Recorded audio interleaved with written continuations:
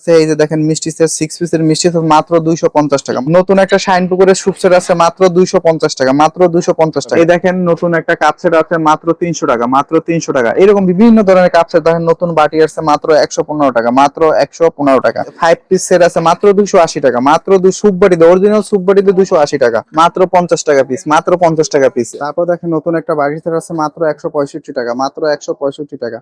তারপর এটার মধ্যে কালার আছে 6-7টা কালার আছে, মাত্র 185 টাকা, 80 টাকা, 185 80। দেখেন 3 পিসের প্লেট সেট মাত্র 290 টাকা, মাত্র 290 টাকা। কিছু সুপ সেটের কালেকশন আছে শাইন পুকুরের মাত্র 280 টাকা, এগুলো বক্স করা মাত্র 280 টাকা।